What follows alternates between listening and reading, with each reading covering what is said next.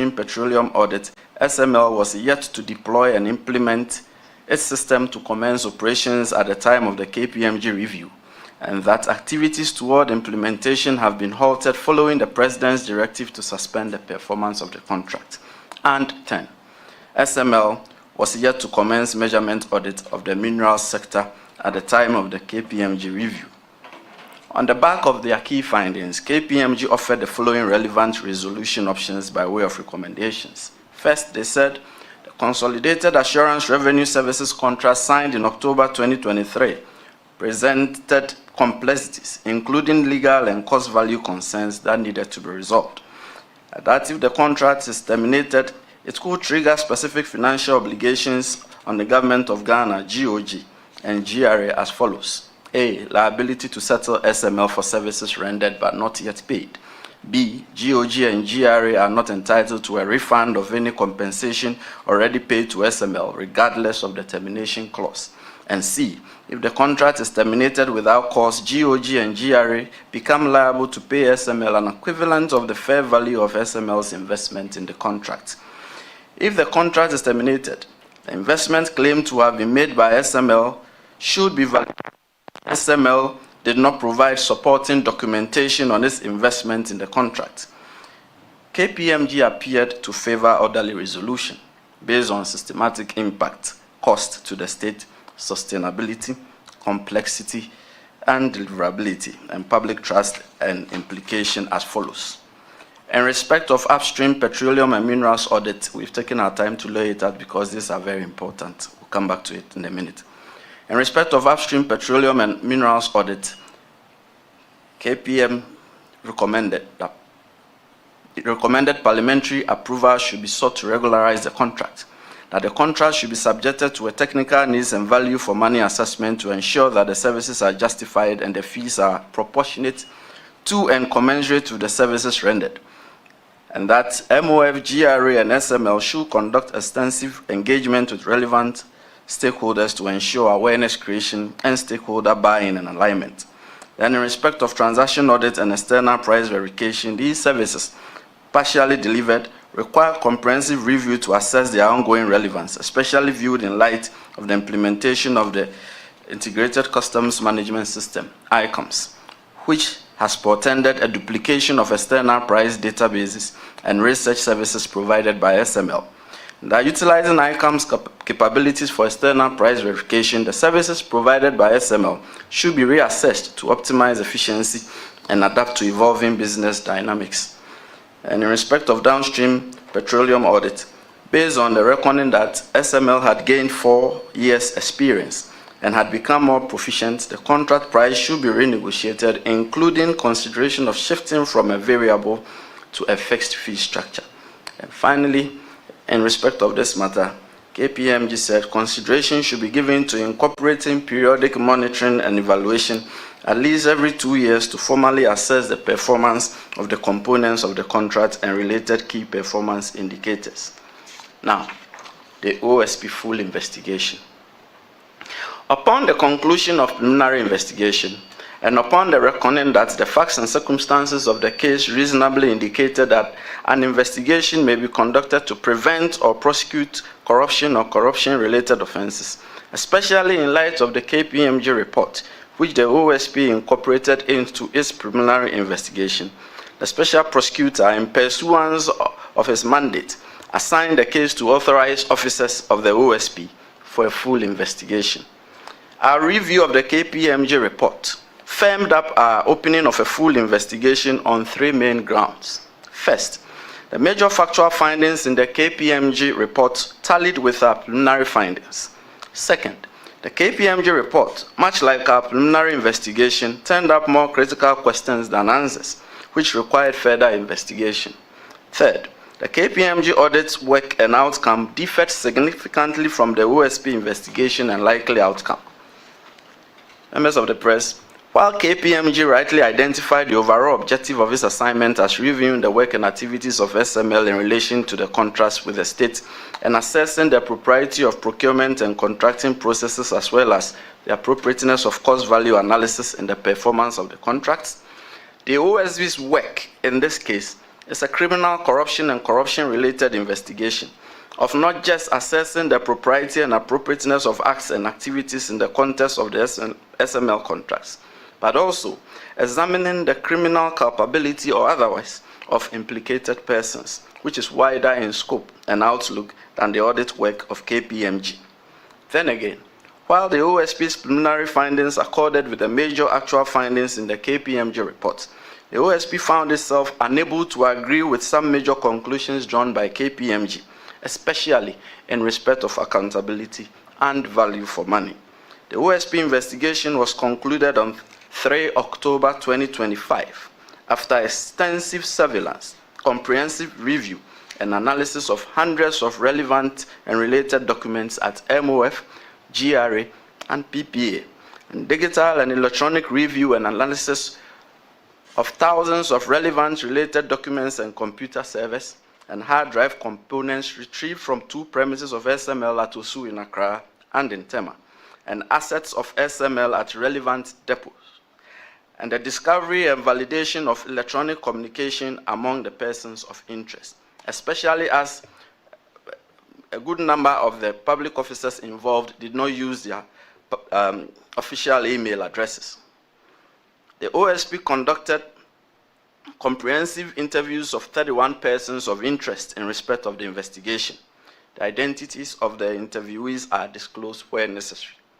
The OSP collaborated with several public institutions, including the Ministry of Finance, Ghana Revenue Authority, National Security Secretariat, Ghana Police Service, National Intelligence Bureau, National Signals Bureau, Financial Intelligence Center, National Petroleum Authority, Petroleum Commission, Public Procurement Authority, and Office of the Registrar of Companies. The OSP also collaborated with several financial institutions. In augmentation of the expertise and skill of the authorized officers of the OSP, the office also relied on expert opinion of persons in the revenue assurance setup in transaction audit, external price verification, measurement audit of downstream petroleum, upstream petroleum audit, and measurement audit in the mineral sector. KPMG officers also assisted the OSP in the verification of their own analysis and conclusions. The OSP investigation establishes the following. 1. There was no genuine need for contracting SML for the obligations it purported to perform, and that the contracts were secured for SML through self-serving official patronage, sponsorship, and promotion based on false and unverified claims. 2. The SML contracts were attended by egregious statutory breaches, as mandatory prior approvals were wantonly disregarded by relevant officials who acted with increased and emboldened impunity. 3. There was no established financial management system of monitoring and verification to ensure that the Republic was obtaining the value for the money it was paying to SML, and that the payment channels to SML were set on automatic mode, detached from actual performance, causing financial loss to the public. Members of the press, the investigation outcomes are based on the following events and analysis. The genesis. On 27 January 2017, Kenneth Nanaya Ofori-Atta assumed office as the Minister of Finance of Ghana. He would serve in this position till 14 February 2024. Barely 3 weeks after Mr. Ofori-Atta's assumption of office, SMEL was incorporated, that is Strategic Monitoring, with the full name, Strategic Mobilization Entrepreneurship Limited. That was how it was incorporated first, SMEL, on 14 February 2017 by a timber merchant, Evans Edusei, with the company's stated principal activities as general trading and services and import and export of general goods.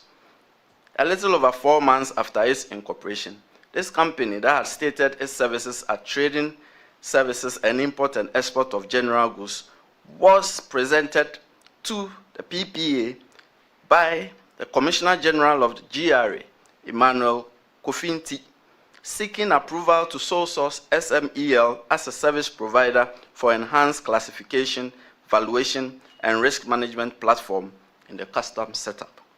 These events the assumption of office by Mr. Ofori-Atta, the incorporation of SMEL by Mr. Edusei, and the application for sole sourcing of SMEL by seemed unrelated at first glance. However, a closer look at subsequent events from June 2017 to 14 February 2024, when Mr. Ofori-Atta's tenure ended, show a tightly knit and non-coincidental association of the prior identified events as the precursors of a masterful and mischievously crafted scheme designed by Mr. Ofori-Atta immediately upon assumption of office and throughout his tenure as the chief promoter, patron, and sponsor of the company, and the previously unseen power that unlawfully force-fed the company into the revenue assurance drive of GRA through a series of reckless decision-making and management and flagrant violation of statute through the use of public office for profit, contrary to Section 179C of the Criminal Offences Act 1960, Act 29, and by directly and indirectly influencing the procurement process to obtain an unfair advantage in the award of procurement contracts to the company, contrary to Section 92(2)(b) of the Public Procurement Act 2003, Act 663, with the pliant and avaricious and questioning compliance of two successive GRA Commissioner Generals, who he kept at a slavish subservience, leading to colossal financial loss to the Republic. By December 2024, SML had been paid a total amount of 1,436,249,828 cedis, 53 pesos. The OSP investigation also showed that the company was incorporated for the sole purpose of employing it as a vehicle to ride on official patronage and sponsorship erected on false and contrived acclaim and attributes for the award of public procurement contracts in the revenue assurance setup, the SMEL period. First application by GRA to PPA. By a letter dated 16 June 2017, Mr. Inti, then as Acting Commissioner General of GRA, requested PPA for approval to engage SMEL through single source procurement under Section 40A and B of the Public Procurement Act for enhanced classification, valuation, and risk management in the context of the payment of duties and levies on imported goods. The request stated that there were incidents of same goods given different classification and duties which were giving rise to challenges and undue delays at the ports of clearance, and that SMEL would address these challenges faced by GRA to allow for full, smoother, and better services in the customs processes and procedures.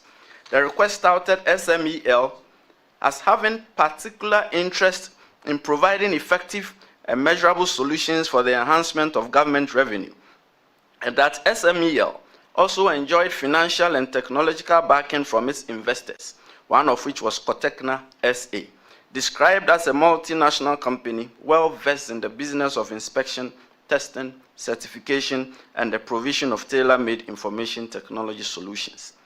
The request further stated that though Cotecna SA had given SMEL the right of ownership, Cotecna SA would provide, implement, and maintain a comprehensive information technology platform that includes its proprietary systems for classification and valuation known as ValueQuest, and executive reporting system ERS, and that these solutions would ensure full integration with the systems in the customs chain at the time to further enhance the purpose of the exchange of information between the systems.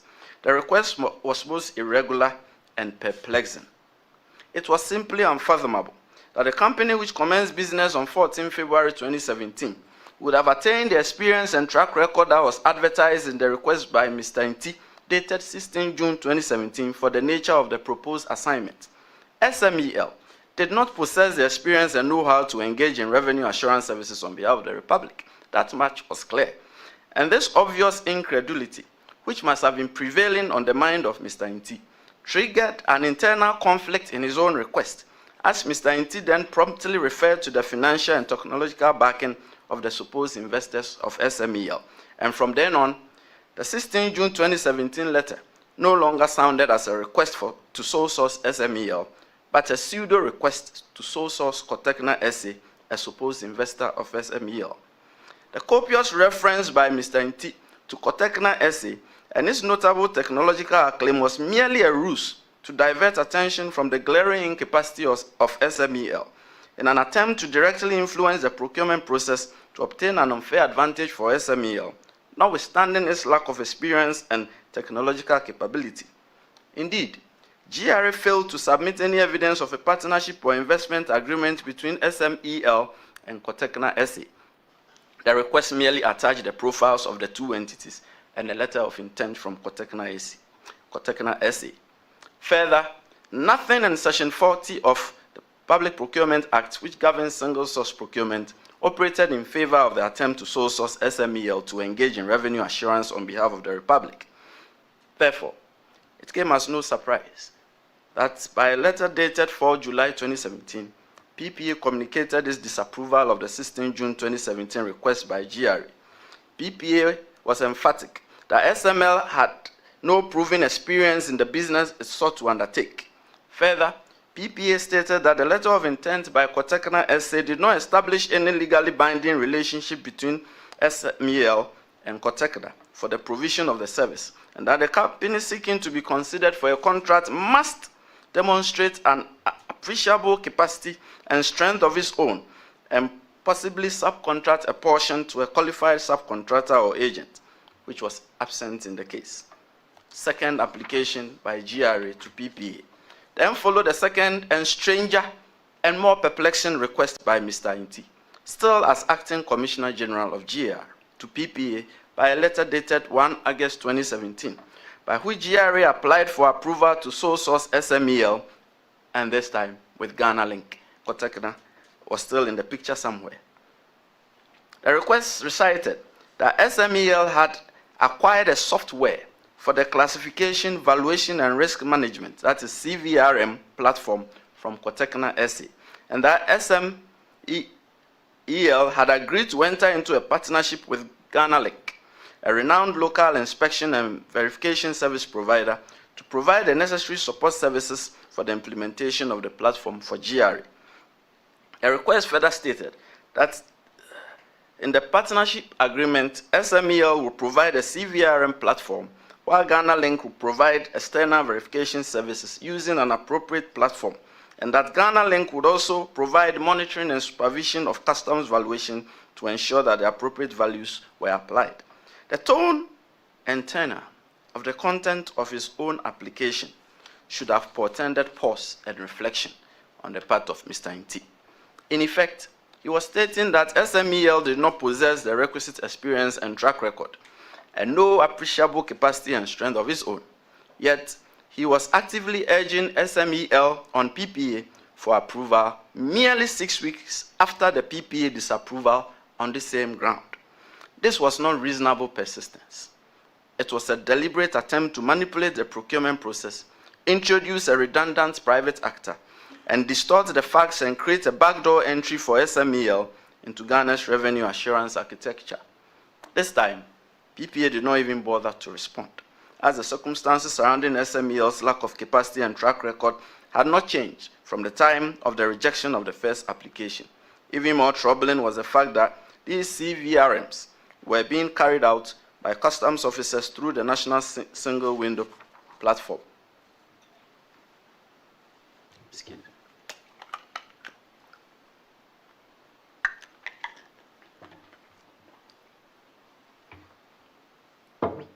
Mr. Nti did not relent. He repeated a second application to PPA.